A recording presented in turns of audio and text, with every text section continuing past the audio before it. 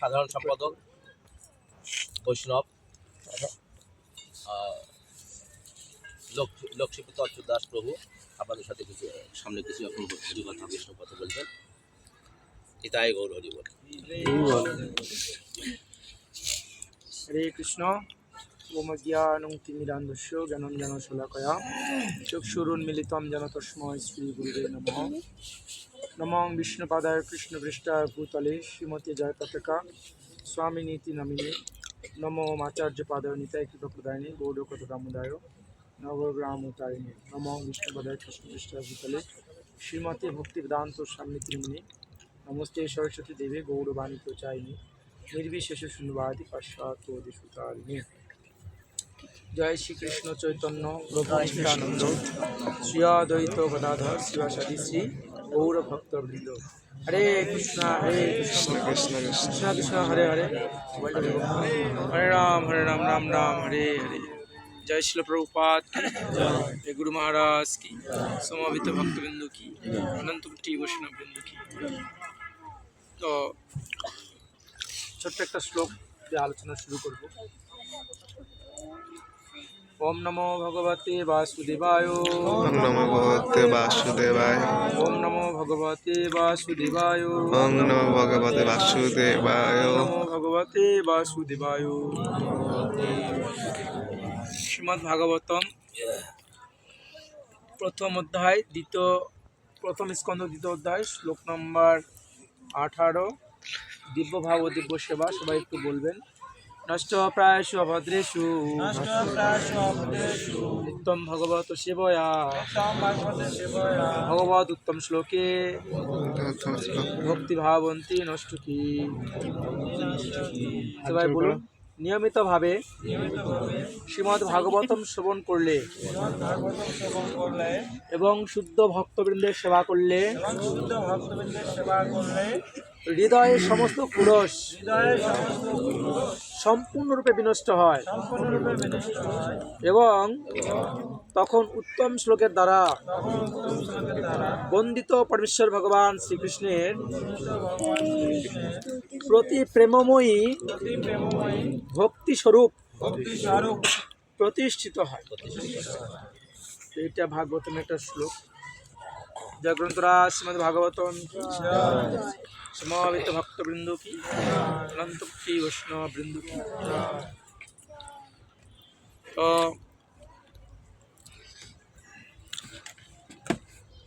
ওটা কেটে আরেকটু ব্রত করুন, গলায় মালা করুন, তিলক করুন। বলে প্রভু আমার সময় নেই, গৃহস্থ মানুষ, গৃহস্থ আশ্রমে থাকি, আমাদের ছেলে পেলে সংসার ঝামেলা আর ভালো লাগে না, দূর চাই মরলে বাঁচি। কিন্তু না, আপনি গৃহে থাকেন, বনে থাকেন, যে অবস্থায় থাকেন, গৃহে থাকো, বনে থাকো, সদা হরি বলে ডাকো, বদনে হরির নাম করো। এটা আমার কথা নয়, এটা মহাপ্রভুর কথা, নিত্যানন্দ প্রভুর কথা, এটা পঞ্চতত্ত্বর কথা, এটা ভগবানের কথা। হ্যাঁ, আমাদের এটা আমরা চাই যে আপনারা একটু নাম করুন, কৃষ্ণ নাম করুন। হ্যাঁ, কৃষ্ণ নামে মাতোয়ারা হন। এই জীবনটা আমরা এখানে যারা আমরা এসেছি, আমাদের কলিযুগের মানুষের আয়ু 120 বছর হওয়ার কথা, শাস্ত্রে বলছে 120 বছর, কিন্তু আমরা এখন 60 বছরও বাঁচতে পারছি না। একটা বাচ্চা 5 বছর বয়সে জন্মগ্রহণ করে মারা যাচ্ছে, কেউ 10 বছরের বয়সে মারা যাচ্ছে, কেউ 20 বছরে, কেউ আবার 120 বছরেও মরে না। এরকম একটা ঘটনা আমি শুনেছি। একজন লোকের 150 বছর বয়স, মরে না। তখন বেটাদের কথা আমার নিজে পুঁতে রাখিয়েছে, মারি নিজে, তাও আর মরেনি। তখন পুলিশ হাতে ধরে লেগেছে, 150 বছর বয়স, তাও মরেনি। এইরকম মানুষের অল্প আয়ু, কি কখন আইসি আমরা, এ কখন চলে যাবো। আপনি জব করছেন নাকি? জব করা যাবে না। যাই হোক, জব করা যাবে না, যে কোনো একটা শুনতে পারেন। মরবেন কে? যেটা বলছিলাম, আমাদের এই যে অনেক অল্প আয়ু নিয়েছি, এখন অল্প আয়ু নিয়ে এসেছি, এই সময়টাকে আমাদের কাজে লাগাতে হবে। এই সময়টাকে আমাদের কৃষ্ণ সেবায় লাগাতে হবে। তা আমরা কিভাবে কৃষ্ণ সেবায় লাগাবো? কিছু নিয়ম পদ্ধতি আছে। যেমন গৃহস্থদের কথা বলি, আপনারা বেশি কিছু করতে না পারলে অন্তত সকালে উঠে স্নান করুন। কি করবেন? অন্তত সকালে উঠে একটু আগে স্নান করে একটু ভগবানের স্মরণে ফুল তুলসী নিবেদন করে তারপরে গৃহের কাজটা শুরু করুন। বলছে মঙ্গল আরতি না করলে গৃহের কোনোদিন মঙ্গল হয় না। তাই আপনার সকালে উঠে একটু সূর্য উদয়ের আগে, মন্দিরে একটু আগে হয়, আপনার একটু পরে একটু ভগবানের পুজো করে তারপরে সংসারের যে গৃহকর্ম আছে সেটা শুরু করুন। এভাবে ধীরে ধীরে প্রতিদিন স্নান করুন। আর কি করবেন, প্রতিদিন একটু তুলসী গাছে একটু জল দান করবেন, একটু গরু যদি থাকে বাড়িতে গরু সেবা দিবেন, সেবা দিবেন। আর যদি সাধুগুরু বৈষ্ণব আসে প্রতিদিন একটু সেবা দেওয়ার চেষ্টা করবেন। একটু প্রতিদিন গীতা ভাগবত বাড়িতে একটু পড়বেন, দুটো একটা শ্লোক একটা অধ্যায়। হ্যাঁ, একটু তিলক আহ্নিক করবেন, একটু গুরু গৌরাঙ্গ স্মরণ নেবেন। এভাবে প্রতিদিন আপনি নিত্যকর্ম করতে করতে করতে করতে দেখবেন যে একসময় আপনি অটোমেটিকলি ভগবানের দিকে আপনি ধাবিত হবেন। ভগবান বলছেন যদি কেউ আমার দিকে 1 পা এগোয়, ভগবান তার দিকে 10 পা এগোয়। কয় পা? 10 পা। ভগবান এই জগতে পরম বান্ধব। আপনার পিতা মাতা, ভাই বোন, আত্মস্বজন, বন্ধু বান্ধব সবাই আপনাকে ছেড়ে চলে যাবে। আমরা মনে করছি আমার পিতা মাতা, ভাই বোন, বন্ধু আপনজন আমাকে রক্ষা করতে পারবে। জয়কালের ক্ষয় নাই, মরণকালের ঔষধ নাই, এমন যেদিন আসবে সেদিন কোটি কোটি লক্ষ লক্ষ টাকা দিলেও আপনি আর বাঁচতে পারবেন না। যত চেষ্টা করেন, ওই মাদ্রাজ, হংকং, থাইল্যান্ড, বিলেত যেখানেই যান, আপনি বাঁচতে পারবেন না যদি যমরাজ আসে। যদি যমরাজ আসে আপনি বাঁচতে পারবেন। হ্যাঁ, তো কাজেই আমাদেরকে এটা বুঝতে হবে। এই জন্য আপনারা ধীরে ধীরে এই পথগুলো অনুসরণ করুন, ভক্তদের সেবা করুন, ভক্তরা যা বলে তা শোনার চেষ্টা করুন, তা নিজের জীবনের উপর পালন করুন, প্রয়োগ করার চেষ্টা করুন। মহাজন গতস্য পন্থা, মহাজনরা আমাদের যে পথ দেখিয়ে দিয়েছে আমাদের সেই পথেই ধাবিত হতে হবে। আর যদি আমরা মহাজনদেরকে বাদ দিয়ে নিজের মন করা নিজের মতো করে চলি তাহলে আমাদের কি হবে? আমাদের বিপদ। আমি ছোট্ট একটা গল্প বলে আজকে আলোচনা শেষ করে আমাদের পরবর্তী এই কেক কাটা, এবং যদি এটা বৈদেশিক কালচার, তো এই কেক এটা ভগবান কভারিং করা আছে, এটা করা হবে। আর আপনার সবাই তো খেয়ে দেওয়ার সময় নেই, আপনি একটু আশীর্বাদ দান করবেন। আমরা এরপরেই আমরা সেটা আশীর্বাদ দান অনুষ্ঠান শুরু করবো। আশীর্বাদ দান মানে কি? কৃষ্ণমতিরস্ত হ, অর্থাৎ কল্যাণ হোক, অর্থাৎ তার যেন সে কৃষ্ণ ভক্ত হতে পারে তার প্রার্থনা আমরা করব। ছোট্ট একটা গল্প আমার মনে পড়লো। আমি একটা গল্প অনেকদিন প্রায় বলি, যেগুলি আপনারা জানেন মন্দিরে আমাদের যখন পাঠ হয় আমি প্রায় বলি। একটা ছোট্ট বাচ্চা খুব জেদি ছিল, খুব জেদ করে। কি করে? খুব জেদ করে।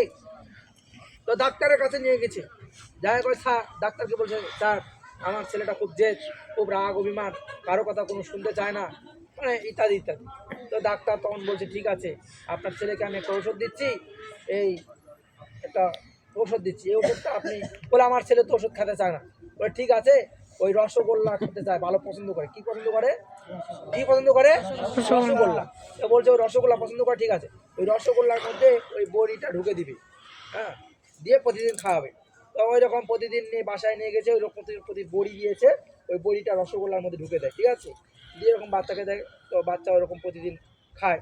তো এইরকম রোগ সারে না, অনেকদিন পর রোগ সারে না, তখন যায় ছেলেকে যা বলছে, ওই তার পিতাটা বলছে বাবা তোমাকে যে আমি প্রতিদিন ওষুধ তোমাকে যে আমি দেই, কি সব তোমার এই ব্যাপার কি? তো বলছে ঠিক আছে বাবা, আমি তো মিষ্টি খাই, কিন্তু ওই মিষ্টির ভিতর যে বিচিটা আছে ওটা ফেলে দিই।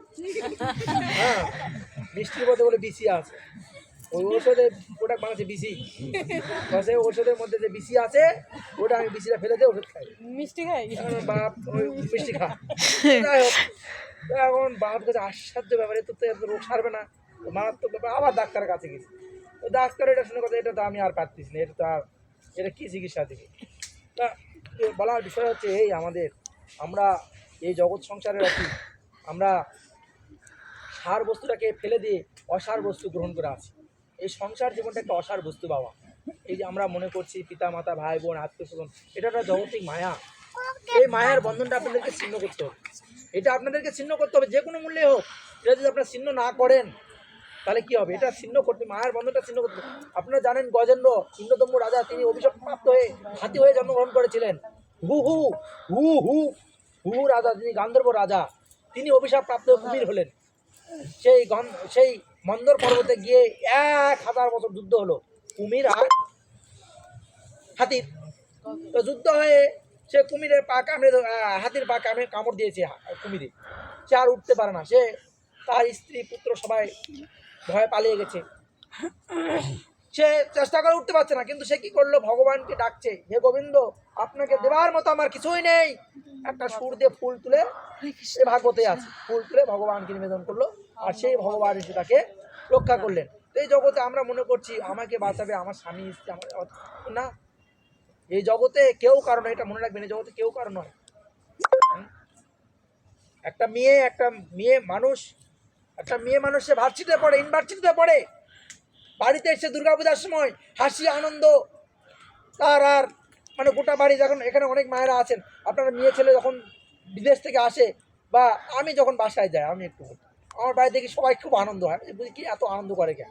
আমি বাসায় গেলে দেখি অনেক দিন পর যখন যাই, 6 মাস বা 1 বছর পর, দেখি সবাই খুব আনন্দ, মানে সবাই বেশ বোঝা যায় এত আনন্দ হওয়ার দরকার না। আমি কি শ্বশুরবাড়ি আসলাম নাকি, যাই হোক ওরকম মনে হয় অনেক এইরকম অনেক সময় দেখবেন যে মা বাবা কিন্তু ওই মেয়ে ছেলে লোকজন বা কেউ বাড়ির বাইরে থাকলে কিন্তু আসতে খুব খুশি হয়। তো ওই মেয়েটা কি করেছে, দীর্ঘদিন পর বাড়িতে এসছে দুর্গাপূজার সময়। তো দুর্গাপূজার সময় আসে, গোটা বাড়ি আনন্দ আত্মা মার্কেট খুব আনন্দ। তো বাবা মা খুব খুশি, মেয়ের ব্যবহারে খুব সন্তুষ্ট। এবার মেয়ে চলে গেছে, এবার চলে যাবার কালী পূজার সময় আসছে, দুর্গাপূজার পর কালী পূজার সময় আসে আর আনন্দ নাই। এখন মা বাবা বলছে, আরে বাবা কি ব্যাপার, কি হলো? মেয়ে দুর্গাপূজার সময় আসে, হাসি খুশি আনন্দ আর ধরে না, কত আনন্দ কত কি, হ্যাঁ কি হলো হঠাৎ? মা বাবা খোঁজ নিয়ে জানতে পারলো ওই মেয়েটারা প্রেম করে একজনের সাথে, বুঝলে? এখন মা বাবা হয়ে গেছে পর, আর ওই প্রেমিকটা হয়ে গেছে তার আসল বন্ধু। কি হয়ে গেছে? বন্ধু। তো হঠাৎ একদিন একটা ফোন এসে শুনতেছে ওই যে ভালোবাসার মানুষটা ওটা অ্যাক্সিডেন্ট হয়ে হাসপাতালে পড়ে আছে, ঠ্যাং টং ভাঙে গেছে, পড়ে আছে। তো এই মেয়েটা তখন কী করেছে, ফোন পেয়ে ওই মেয়েটা দেখতে গেছে। ওটা যখন হাসপাতাল দেখতে গেছে, যা দেখো ওই ভালো করে বলি, ওই বন্ধুটার কাছে আর একটা মেয়ে মানুষ যা আছে মাথার কাছে। এই এখন যা কথা, হারে ভাই এই কুট থেকে আসলো রে, এই তো মাথার হাত দিল, হাই সব বোনাস এখন কাক মুই ভালোবাসনু রে, মুই এক ভালোবাসনু, এর জন্য মুই বাপ মা সব ত্যাগ করলো। শোনেন কথাটা, শোনেন আমার কথাটা হয়তো ভালো লাগছে না মায়ের, আমার আমরা তো বক্তা হয়ে আসিনি, যাই হোক কথাটা শুনেন। এখন ধারে বা আমি যাওয়ার জন্য বাপ মা বন্ধু বান্ধব সব ত্যাগ করলাম, এই আবার কি জ্বালারি, এই মুখ ভালো না বাসে আরেকজন ভালোবাসে, এই আমার কোথেকে আসলো? আমাদের দশাটা হচ্ছে তখন সে বুঝতে পারলো না, প্রকৃত ভালোবাসা হচ্ছে আমাদের প্রকৃত পিতা হচ্ছে, পিতা মাতা হচ্ছে আমাদের প্রকৃত ভালোবাসে। এই জগতে আপনাকে যদি প্রকৃত ভালোবাসা থাকে, তাহলে ওই গোবিন্দকে দেখছেন, গোবিন্দ ছাড়া এই জগতে আপনাকে কেউ ভালোবাসে না। স্বার্থের তুমি আপনাকে ভালোবাসে টাকা পয়সা ধন সম্পদের জন্য। ভাগবতমে বলেছে, বাওয়াল মানে যারা মৌচাক, যারা চাক সংগ্রহ করে, বনের মধ্যে গিয়ে মধু সংগ্রহ করে জীবিকা নির্বাহ করে, তাদেরকে বলা হয় বাওয়াল, মৌচাক, মৌয়াল। আচ্ছা, বাওয়াল মানে যারা কাঠ কাটে, আর মৌয়াল মানে যারা মধু সংগ্রহ করে। তো ওই বাওয়াল কিন্তু মৌয়াল তিনি ওই গভীর বনের মধ্যে যায়, ভাগবতম বলছে গভীর বনে অরণ্যের মধ্যে যায়, তিনি কি করে বনে বনে ঘুরে মধু সংগ্রহ করে। কিন্তু ওই বনের মধ্যে কি থাকে, বাঘ, ভাল্লুক, কচ্ছপ, না সাপ, অজগর সাপ, বিষাক্ত প্রাণী, ডাকাত, হিংস্র প্রাণী, জীবন যেতে পারে, যে কোনো ভয় হতে পারে, আক্রমণ করতে পারে। বনদস্যুরা বনের মধ্যে যায়, কি করে নিজের জীবনে ঝুঁকি নিয়ে ওই সমস্ত দ্রব্য সংগ্রহ করে পরিবারের জন্য, ভরণ পোষণের জন্য সেই মধু বিক্রি করে জীবন পরিবার চালায়। তো এই যে বাঘ, ভাল্লুক, কুমির, গন্ডার, অন্য জীবজন্তু, পশু, এটার সঙ্গে তুলনা করা হয়েছে এই জগৎ আপনার আপনজন বন্ধু বান্ধবের সঙ্গে। এরা যে কোনো মুহূর্তে আপনাকে প্রাণনাশ করে আপনার সম্পদ হরণ করতে পারে। ভাগবতমের কথা, এটা আমার কথা নয়। এই যে বাড়িঘর করেছেন, সহন সম্পদ বিষয় আসন করেছেন, এটা আপনার পরিবার পরিজন যারা আপনার ফ্যামিলিগতভাবে আছে, বন্ধু বান্ধব আত্মীয় স্বজন যারা আছে, তারা আপনাকে ভালোবাসে না, তারা আপনার ওই সম্পদটাকেই ভালোবাসে। না হলে দেখবেন শ্মশানে অনেক সময় মরতে গেলে যখন আমরা মরা দাহ কার্য করি, আমি এই উত্তর বাহিনী শ্মশানে প্রায় শতাধিক দাহ কার্য আমি করেছি, গিয়েছি। আর তো অনেক সময় নিজের লোকেরা বলে আর কতক্ষণ সময় লাগবে, দুঃখজনক, নিজের বাপ মরে গেছে বলতেছে আর কতক্ষণ সময় লাগবে প্রভু। আমি মানুষটা জানোয়ার রে, হ্যাঁ নিজের বাপ মরে গেছে, সারাদিন লাগুক না, ছোট থেকে মানুষ করলো, লালন পালন, আমাকে বলে প্রভু আর কতক্ষণ লাগবে। ভালো কথা মায়েরা, খারাপ ভালো কথা এটা না। হ্যাঁ তোমাকে ছোট থেকে লালন পালন করলো, মানুষ করলো, ও কিছু মনে করবেন না, ইউ ডট মাইন্ডেড। আমি বাস্তববাদী লোক, আমি যুক্তিবাদী লোক, যুক্তির কথা বলি আমি, এটা আমরা দেখছি। নিজের আপন জনরা, এই যে বললাম যে কথাটা, ভাগবতমের কথাটা বললাম, এটা ভাগবতমের কথা, ভাগবতম এটা আছে যে এরা এই যে মধু সংগ্রহ করছে নিজের জীবনে, আমরা নিজের জীবন ঝুঁকি নিয়ে আমরা কাজকর্ম করছি, নিজের জীবনে ঝুঁকি নিয়ে বনে গিয়ে মধু সংগ্রহ করছি।